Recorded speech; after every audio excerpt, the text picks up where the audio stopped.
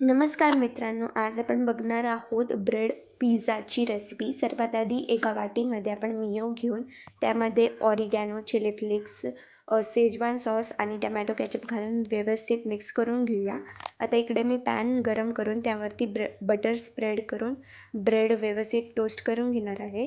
त्याच तव्यावरती आपण पनीर घालूया खिसून व दोन्ही साईडून व्यवस्थित रोस्ट करून घेऊया. एकदम क्रिस्पी व्हायला पाहिजे. आता मी ब्रेडवरती आपण तयार केलेला सॉस घालून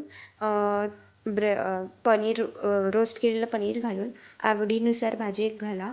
जसं काही इकडे मी corn, carrot, capsicum, onion and tomato घेतलेला आहे आणि वरतून चीज ग्रेड करून आपण परत तव्यावरती ठेवून त्यावरती ऑरिगॅनो चिली फ्लेक्स घालून 5 ते 10 मिनटं व्यवस्थित असं क्रिस्पी होईपर्यंत भाजून घेऊया.